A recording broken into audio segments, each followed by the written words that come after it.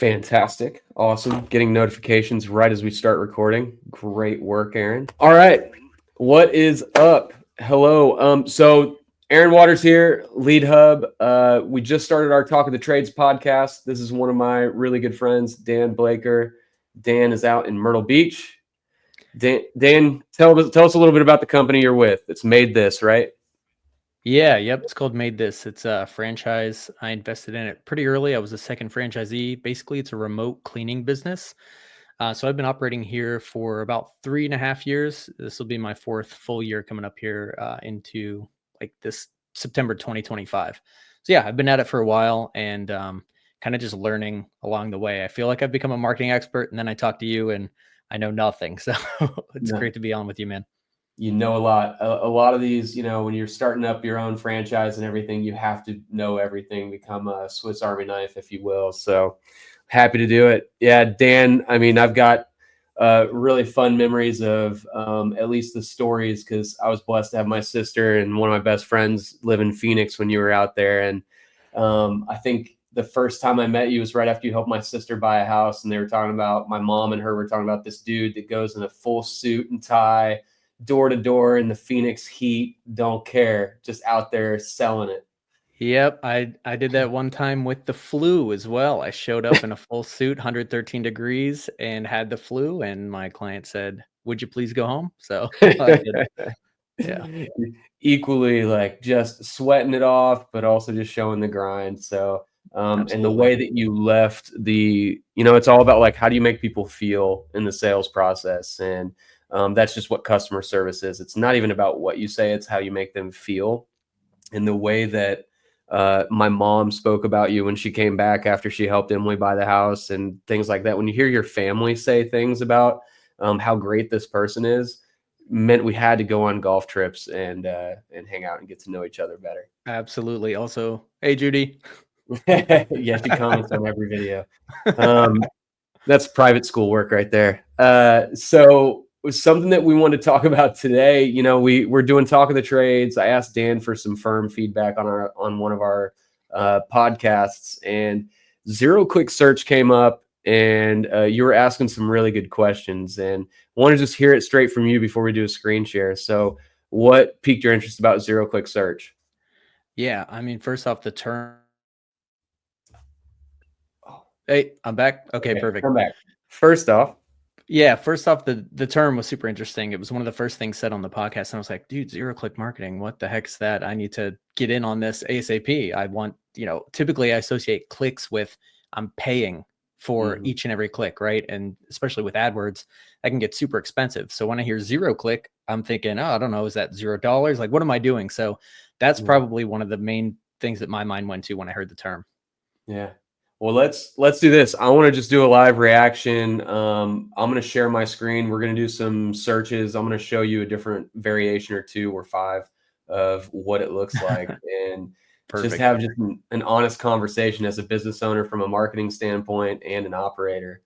And so, over here we get this beautiful Google, and you are fortunate enough to be in Myrtle Beach, which is great for golf. Have to Yep. come out and see you again soon. Fantastic. Um, so if we look at like house cleaning in Myrtle Beach, uh, this is a typical search result that we're going to see, something you've probably been seeing quite a bit. Let's talk really quickly marketing mix. So you mentioned Google Ads. Are you doing LSAs and stuff like that as well? Yeah, so we do LSA. Our ads off. We close office at 4 o'clock Eastern. It's 4:13 right now. So yeah, unfortunately, it always makes me sad when I don't see myself in absolute top impression. But yeah, we run LSA. We're not running Yeah. AdWords currently. I actually don't even know if you can sponsor Map Pack or anything. And then regular, we pay monthly for SEO and things of that Okay. nature. Yeah. And you're a part of a franchise, so you've got, kind of a higher umbrella there. So you've got more Yeah, resources there with Made This as well. sure. So, yeah, a couple quick notes because I love chasing rabbit trails here. Like, one, if you're not operating, turn GLS off. It's not doing you any good. If you miss the call or if you're delayed in getting back to them, it's probably doing you more damage than anything. We had a client during one of the freezes here in Texas. They didn't get to their ads, ran rampant, over the freeze. Well, then they turned it off and they haven't been able to recover their GLS visibility since. And it just wrecks you. So be honest with our schedule here. So a couple of different ways we could do zero click search, right? So clearly I'm on a desktop. If I came in here and looked at this GLS lead and just grabbed my phone out, and if I dial in that 843-400 and called one of your competitors and then left, that's a zero click search. Okay. That's awesome. I mean, and yeah, I don't have to pay, $30 to $50 for that click on the LSA. Yeah, so that's something that is a zero click search. Don't have to do anything there. So that's one. And what we're really going to turn around and talk more about is branding and what you're telling people with your brand. And are you memorable? What's your brand recall? Because I think that's going to be one of the main takeaways we have about zero click search. So, we searched one that's kind of a paycheck keyword for you. We call paycheck keyword something that, hey, we see higher conversions on this type of keyword versus house cleaning. Like if we're more specific in Myrtle Beach, we're going to see higher conversions. So we're going to call that a paycheck keyword. It's more of a buyer keyword, not something where they're exploring. So as we come in here, same stuff could happen. You've got the ads in here. We can't really contact somebody through this. So you're not going to see as many zero click searches on these map packs on the ads. There's a reason for that. They want to get paid. You mentioned on the map pack here, it is a part of Google Ads getting a sponsored listing in here. It's an extension for your maps. Cool. There are some unique things that you can do, like having a map only ad group or campaign, but for the most part, it just acts naturally within your Google Ads account. Okay. So, obviously zero click searches here, just going through and doing these. If you don't click on anything, we're not clicking. Technically, this could be a zero click search if I expand this. So this is my pet peeve and where I feel, yes, Google's doing it because they're trying to provide great info to the searcher, but you just took care.com's info and without giving them truly credit where somebody clicks through to the website, you're summarizing it and giving us the answer up here. So yeah. It just depends. Who's their customer? Is it the searcher or is it the person on Google Ads advertising or putting the content out there? Makes sense. Yeah. So something like this, as I realize I've been not speaking into the microphone, this would be a zero click search. This is, one of the big examples that Rand Fishkin back in 2012 talked about. What is Floyd Mayweather's net worth? So if I go to what is Floyd Mayweather's net worth, this is actually showing it here now, but in this knowledge graph, Yahoo Finance comes up with it. So a lot of these websites like this one here, Celebrity Net Worth, they, if they're making money off of ads, which they are, this AdSense, all of these, this is how they're making their money. And if somebody just goes, instead of actually going to this now terrible user experience, because look at how many ads we have, like, I just want to know the answer. I think Google has an argument to say that this is a little bit better of an experience than going to the site with all the ads, right? Yeah, absolutely. So not that I'm siding with Google, but I can see how. But technically, I didn't have to go to Celebrity Net Worth, view their ads, give them a little bit of money, probably nickels, for them to do all that research and get us this back. So that's another zero click search, is going into the people also ask. If I'm doing something a little bit more relevant, it could be house cleaning, and let's do prices in Myrtle Beach. Let's see if we get something different. All right, cool. So we have GLS, sponsored ads, and now we've got the AI overview here. So this is what Google's really pushing. This is the AI overview. If I get this and I'm looking for how much is it going to cost, how many of your clients do you think would call you, or do you think that you're set up to be competitive with some of the things like this? Yeah, and honestly, I mean, when I look at that 1942 per hour for cleaning services, that's a far cry from what we charge and a lot of our competitors charge. So I feel like this is a disservice to our company, because people are going to hear what we charge and say, oh my God, it's 1942 an hour. What are you doing? So that's, I don't really know how to feel about that. Yeah. Well, and that's a really good example of preparedness as an entrepreneur of, okay, if I'm seeing something like this, it's an AI overview. It's being created when the search is happening. So tomorrow it could say 21.22 instead of, $19.42. But still, the sales objection for your sales team is, okay, they're starting to get data like this. So price anchoring, there are going to be some people that are lower on this list. They're probably finding it from even like a resume, which we can look at the sources here. But this is something from a price objection that you can be more prepared for, because you're going to be getting questions like this. Well, why are you so much more expensive than what I found online? I mean, you probably already get some.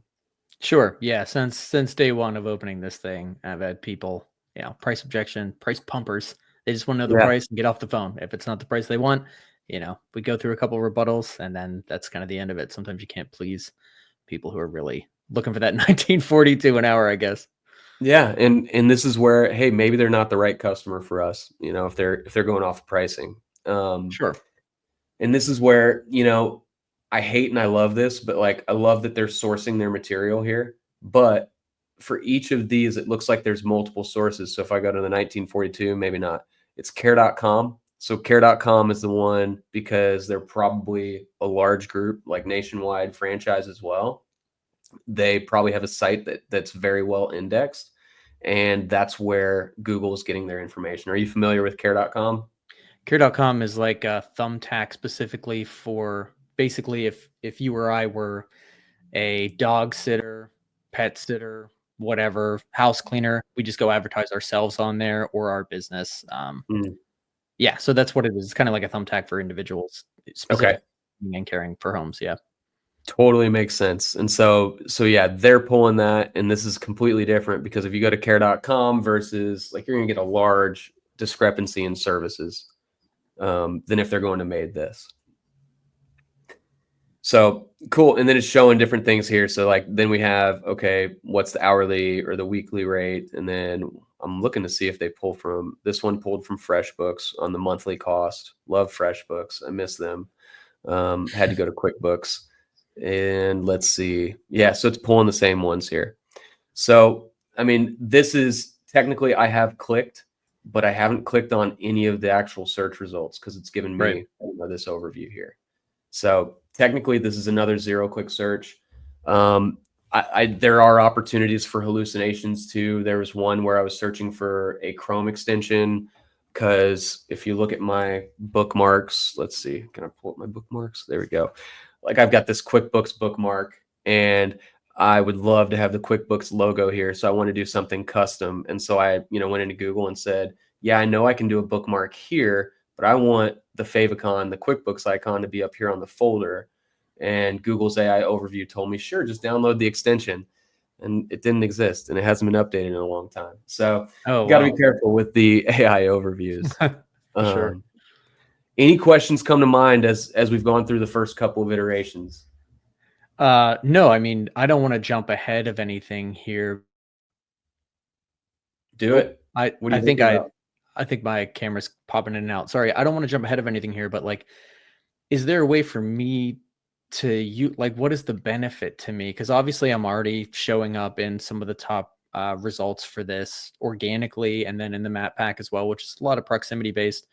If people are just calling me off of that, okay, cool. I've already set that up. I pay monthly for SEO.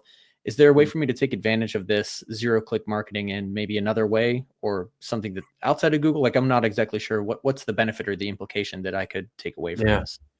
Yeah, so technically, I don't think, and I'm the pessimist, so I don't think there's a true benefit outside of general awareness and understanding that your content strategy needs to Okay. change. But there's no manipulation of the zero-click search aside from looking at the sources and reviewing where they're coming from, and then realizing that these are websites that Google is valuing higher than others. And so we as an agency or you as a business owner, if you're seeing that some of these sources when you start searching are localized, which is something that I would really like to see more localized results from, more community type stuff, and dancing around it, like a FreshBooks probably isn't going to link to your website or reference you. A care.com is a competitor. this might show you from an advertising standpoint, okay, care.com is being valued by Google. Therefore, is there something that we need to do to just have a minimum profile listed there? And so if your competitors aren't Yeah. there, maybe we need to look at our reviews and build that up. So that's a great point. I was doing a search for another franchisee in Milwaukee yesterday, and as I was looking for like just basically their ranking, I'm not in the same IP address, whatever, just to kind of see how they look. I Mhm. noticed that Reddit showed up for almost every search down the page, and now that I know that Reddit's kind of zero click, isn't it? And So, yeah, go like, ahead. because I didn't have to click, you just hit the drop down, same as like the AI thing, and then it showed r/Milwaukee, the subreddit, and it said best house cleaner, and it showed like a reply for a best house cleaner, and that's local Milwaukee subreddit. I was like, damn, I should be getting on Reddit and like just making posts about myself. Like, is that a way that I could potentially utilize it from the local way that you talked Yeah. about? Yeah, absolutely. And from a zero click search standpoint, it's a little bit of a crapshoot, but if you got listed on the Myrtle Beach subreddit, it might pull you up. But what it is it's really good community SEO. And Okay. with the Reddit thing, Google has an agreement with Reddit to list them in the community, like UGC, user generated content in Google. And so Google's giving more of a priority to the Reddit subthreads and subreddits. And so we're seeing a lot of SEO companies do that where they'll ask a question, answer it, link back to theirs, and then close the thread so their competitors can't get in there and add backlinks, Mm, because backlinks are also really important there. I've done some Reddit SEO, here at Lead Hub, we do that as well. It's not a one size fits all of do Reddit SEO and you're going to win, but it's more of a part of the broader picture. And what you're going to find is businesses that are willing to get out there and put real content out in the community are going to win. And, Reddit, I'm always worried about making my clients look bad or creating yeah. bad value and all of a sudden getting just railed on by the Reddit trolls. But they're definitely doing a much better job of user generated content right now. Okay. Yeah, I like that. It's something I haven't really wrapped my head around. We are kind of divergent when it comes to digital marketing versus community marketing, kind of the old school way versus the new school way.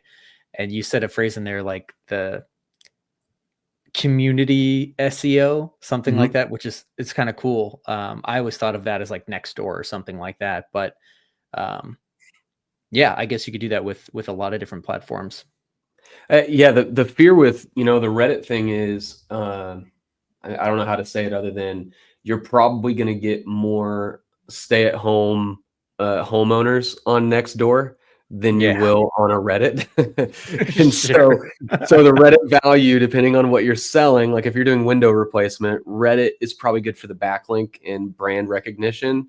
But making sure that your Yelp profile is up to date Yeah, and that you have like the enhanced profile, which is what we push. Um, so that you can like keep your competitors off your Yelp listing is really important.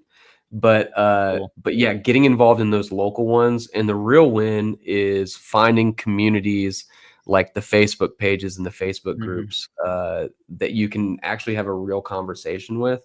Right. Our strategy for something like that is pay like I don't want to call it an influencer, but a community voice to kind of be your brand ambassador, but also know when to stop. Like, don't be just out there saying, use Dan, it made this, he'll come clean with his shirt off or something. You just want them to specifically say tactfully when they see an opportunity, hey, I'm good friends with Dan. Here's a link. I highly recommend him. And I think some very well placed community influencers are going to pay off in big dividends. Cool. Yeah, we try to utilize that basically just with our customers who are in those groups. I've had a couple of awesome like people just say great things about us, but again, I kind of bring it all back to zero click marketing.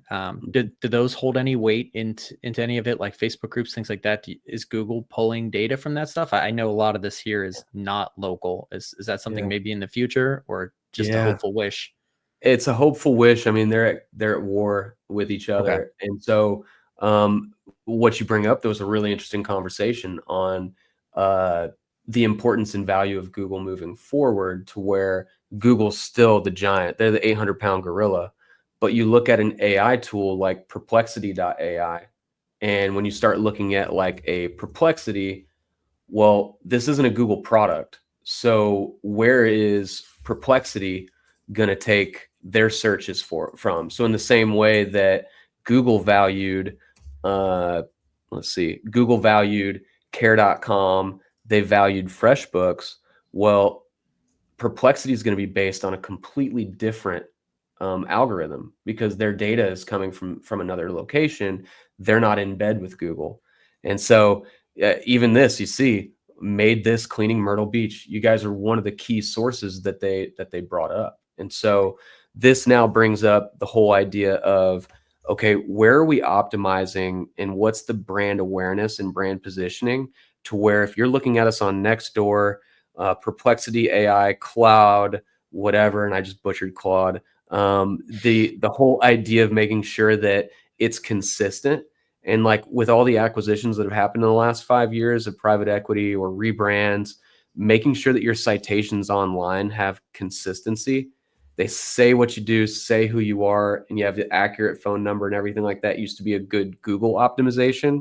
For me, it's a good branding optimization. Like if you could say, we are made this cleaning Myrtle Beach, and then have an offer line of cleaning homes as low as $99 or something, some kind of price differentiator, so it sticks. It's going to be really key to see where you guys are ranking here across the board. Okay. So looking at this, to me, this is telling me that it's valuing reviews more than anything. So where are they pulling these reviews? Is this your Google review or is this a different review source? It's our GMB, which is right now not combined with our LSA. So yeah, Okay. that used to be like it still is kind of my main directive. I always thought Google, everything they do is based on your review, but learning a lot of stuff today. So yeah.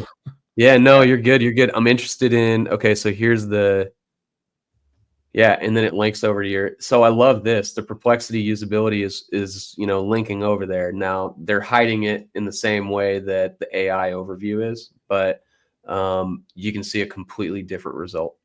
That's cool. I don't even know what this is. This is awesome. Is this like another AI search engine? Yeah, so this is an AI search engine. Their big thing is the Copilot. And so it gives you a lot of prompts. So, hey, you already asked this. Now, here are some other questions that people ask. And so you can do a little bit more on the Q&A. This, I would say, I would use Perplexity more as an app on my iPhone for quick searches. But for long form stuff, I use ChatGPT still. Okay. Yeah, but it's a good one. And what I'm really interested in, what I'm kind of surprised on this one, typically I see a lot of Yelp listings, and I'm not seeing a lot of Yelp for this one. You see, Yeah, our market is not very Yelp heavy, I've found. And I don't know if there's something we can do, but I have like one review on Yelp and it's the worst review I've ever received. So like, yeah, I actually don't use the platform, and I signed up in the beginning and spent a bunch of money and got like nothing out of it. So yeah. that could be something you and I can talk about off camera. How can I optimize and get some leads from Yelp for sure? Yeah. I definitely wouldn't ignore Yelp completely. But I definitely like having that low $180 a month, keep your competitors off your profile. But Cool. I will tell you, about 6 months ago, when I first used Perplexity, they were focusing on Yelp listings a lot. So now I'm I love intrigued it. to see if Yelp is showing, maybe it's the house cleaning space vertical, but anyway, Yeah. we'll do a little bit more. What I want to talk to you about pogo sticking real quick, and Okay. then set you up for asking any questions. I know we're a few minutes in, probably about 30 minutes in here, but no rush on my end. So something that we see a lot, and this used to be really big on, we'd call it bounce rate, which they still call it bounce rate. I don't know why I said that, but a lot of people will do something like this, and I'm not going to click on you. I'll click on your competitors. Come here. Okay, got the phone number. All right, I'm gonna go back. That's not it. Homoglow. Okay, come here. Take a look at what they're doing. Zero click. Okay, I'm gonna come back in here. Like zero clicking on their page, and so definitely not zero click search. But there's our Yelp down here. But something that was really common from a user behavior of jumping back and forth to sites. People do it with ads quite a bit. That that's something that Google took it on themselves of saying, well, clearly the sites aren't answering this user's question, so we have to. And so Okay. that's another factor, in my opinion, of answering things in the search result page is Google just believes that they can summarize things a lot better. But Mm, pogo sticking was really common. It was something that we'd always look at bounce rates to see, are we answering the client's question above the fold? Because if they bounce really quickly, then something's wrong with the page. Sometimes it's just user behaviors, accidental click on an ad, and things along those lines. and basically what you're saying is Google tried to just fix the problem, whether it was a problem or not, whether it was user related or actual, they couldn't find the answer. They're trying to make their user Yeah, experience better. Yeah. yeah, Okay. yeah. I can put on my gray hat and say I can see both sides of the argument. Sure. Sure, man.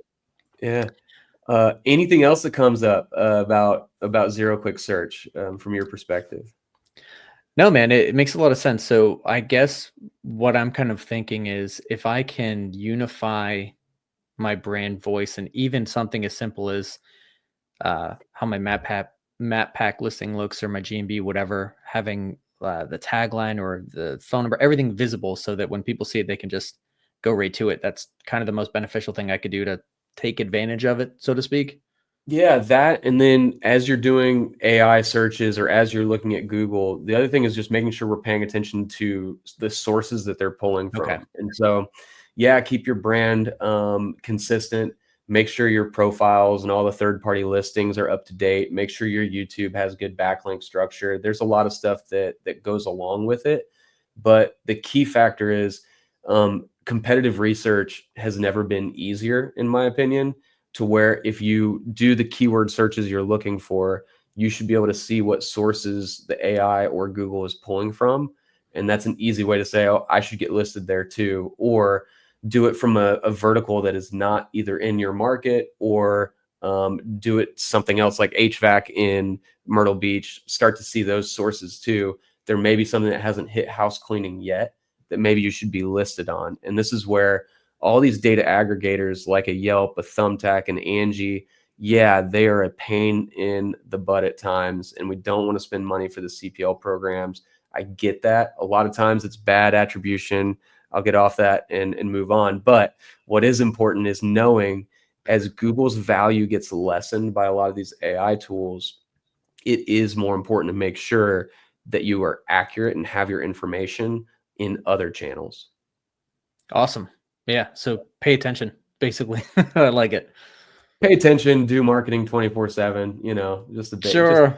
just the basics. Yeah, But absolutely, man. Awesome, dude. no, Well, this was super helpful for me trying to just understand and wrap my head around it. So thank you for kind of expanding on that topic from the first podcast, man.